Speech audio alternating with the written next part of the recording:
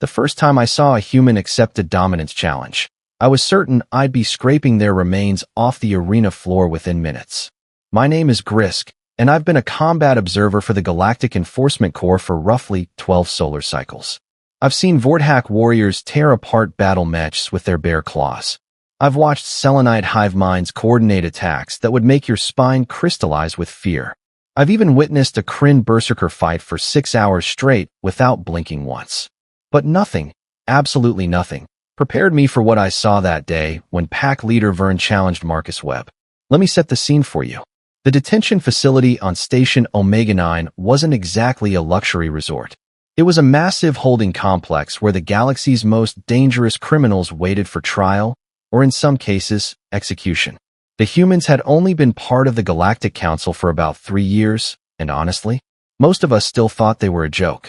Soft little mammals from a backwater planet who somehow stumbled into faster-than-light travel. Vern was different, though.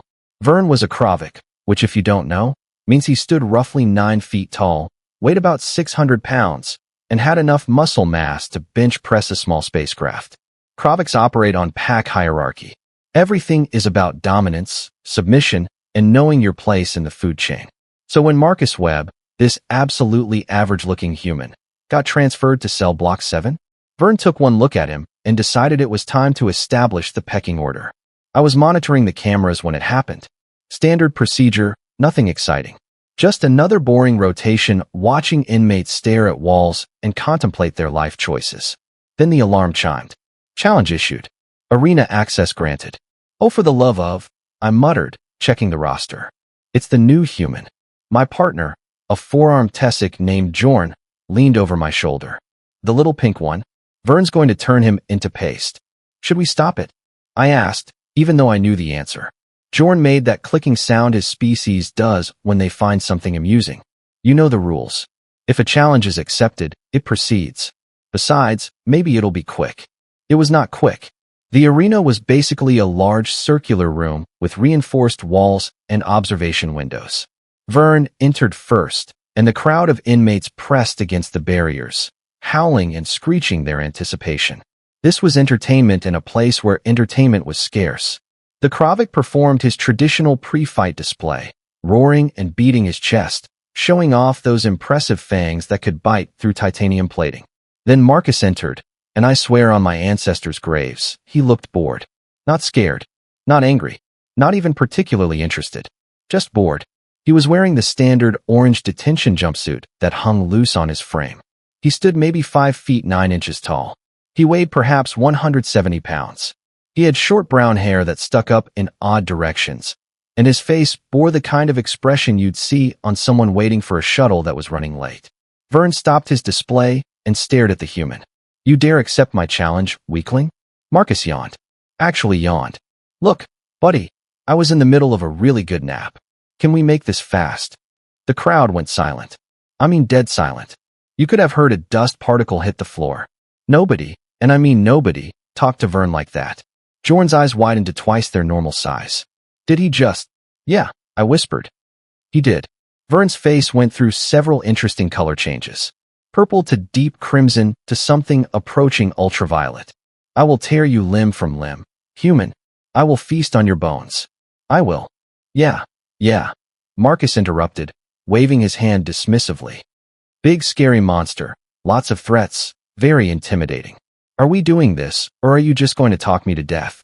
Because honestly, the talking might actually work. What happened next occurred so fast that I had to review the footage 3 times to believe it. Vern charged. All 600 pounds of apex predator fury came rushing across that arena at speeds that shouldn't have been possible for something that large. His claws extended, each one capable of slicing through reinforced steel. His jaws opened wide enough to fit a human head inside. Marcus didn't move. He just stood there, hands in his pockets, watching Vern approach like he was observing mildly interesting weather patterns. 3 feet away, 2 feet, 1 foot. Then Marcus moved. I'm still not entirely sure what I saw. One moment Vern was about to crush this tiny human into component atoms. The next moment, Vern was airborne, sailing overhead, and Marcus was standing exactly where he'd been before, except now one hand was out of his pocket. The Kravik hit the wall with a sound like a starship crash landing. The entire station shook. Dust rained from the ceiling. Emergency alarms started blaring because the impact had registered as a structural integrity breach. Vern slid down the wall and landed in a heap on the floor, conscious but clearly confused about how he'd gotten there. The silence stretched on, and on, and on.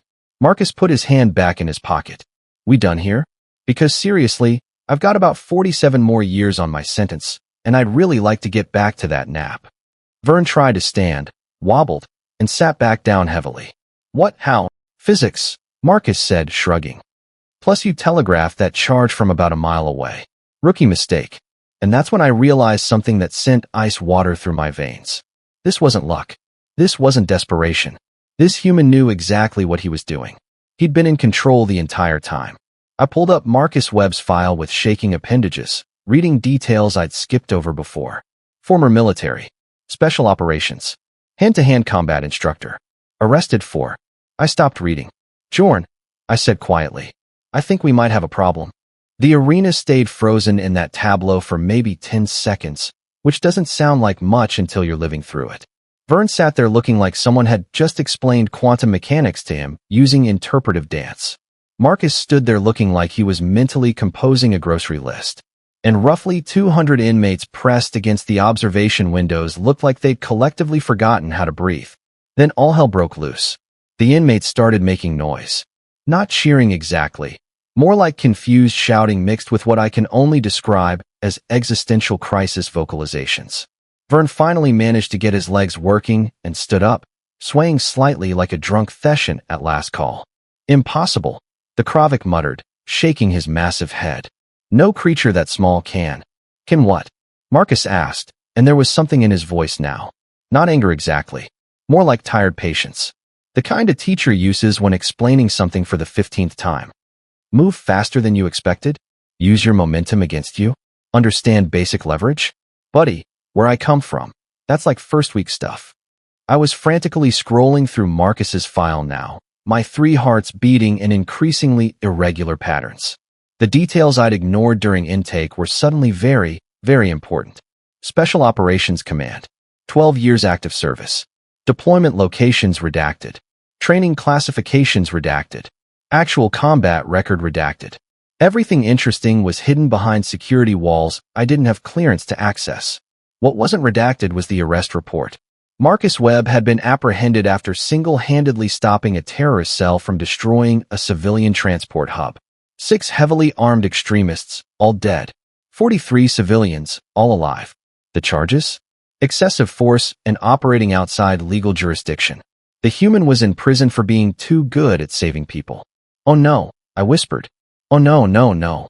Jorn looked at me with concern spreading across all 4 of his eyes. What's wrong?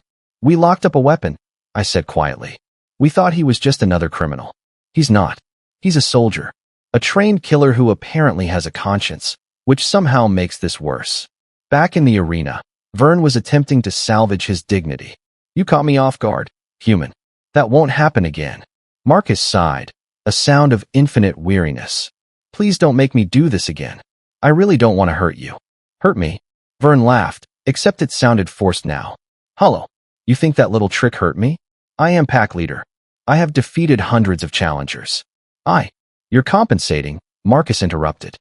All that posturing, all that noise.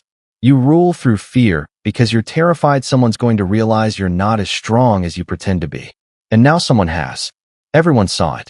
The question is, what are you going to do about it? The crowd noise cut off like someone had flipped a switch.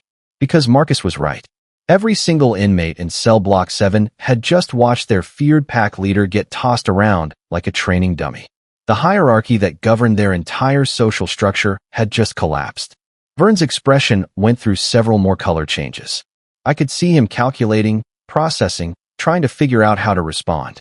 He could attack again and probably lose worse, confirming his weakness. He could back down and definitely look weak. Or he could do something else entirely. What he did surprised me. He laughed. A genuine, booming laugh that echoed off the arena walls. You are clever, human. Clever and strong. This is good. This is very good. Marcus raised an eyebrow. Is it though? Among my people, Vern said, his posture shifting from aggressive to something more neutral. Strength is respected above all else. You have shown strength. You have also shown wisdom by warning me before demonstrating that strength again. This is the mark of a true leader. I'm not interested in leading anything, Marcus said flatly. I just want to serve my time in peace. Vern made a gesture that I recognized as Kravik acceptance. Perhaps, but peace here requires power. You have power. Whether you want it or not, the others will challenge you now. They will test you. They will push until you push back. I could see Marcus processing this, his jaw tightening slightly. Fantastic. Just fantastic. However, Vern continued, if you were to accept pack leader status, the challenges would stop. My pack would follow you. Others would fall in line. There would be order. The human looked at the Kravik for a long moment. And what do you get out of this arrangement? I get to learn from someone stronger than me, Vern said simply. Among Kraviks, there is no shame in following someone superior. Only in pretending you are something you are not. Marcus seemed to consider this. The arena had gone quiet again, everyone waiting to see what the human would decide. I held my breath, wondering what nightmare scenario was about to unfold. A human running the most dangerous cell block in the facility? Command was going to lose their collective minds. Finally, Marcus spoke. No. Vern blinked. No. No. Marcus repeated. I appreciate the offer, I really do. But I'm not here to run things. I'm here to pay for my mistakes and hopefully become a better person in the process. Leading a prison gang doesn't really factor into that plan. He started walking toward the arena exit, then paused and turned back. But here's what I will do. Anyone who wants to challenge me can go ahead and try. Anyone who wants to cause trouble can go ahead and try. Anyone who wants to make life harder for the guards or the other inmates can go ahead and try. And I will personally make sure they regret every single decision that led them to that moment. Not because I'm pack leader. Not because I want power. But because I'm really tired of stupid people doing stupid things. The human looked up at the observation windows, directly at the camera I was monitoring through. That goes for everyone. We clear. I felt like he was staring directly into my soul. All three of them. Marcus walked out of the arena without looking back. Vern stood there for a moment, then started laughing again. I like this human. He has spirit. This will be interesting. Jorn turned to me, all four eyes wide with concern. What do we do? I closed Marcus Webb's file and leaned back in my chair, feeling exhaustion settle into my bones. We watch. We wait. And we pray to whatever gods we believe in that this human really does just want to serve his time quietly. And if he doesn't? I looked at the monitor showing Marcus walking back to his cell, hands in pockets, looking for all the world like he hadn't just dismantled the entire power structure of Cell Block 7 in under 5 minutes. Then we have much bigger problems than one human in a detention facility, I said quietly. We have a predator who's been trying very hard to pretend he's not hungry. The next 47 years were going to be interesting. Whether I survived them was another question entirely. So what did you think? Did this story surprise you? Let me know your thoughts in the comments below. If you enjoyed this sci-fi story, please hit the like button. It really helps the channel grow. And don't forget to subscribe for more mind-blowing science fiction stories every week. Turn on the notification bell so you never miss an upload. Thanks for watching, and I'll see you in the next story.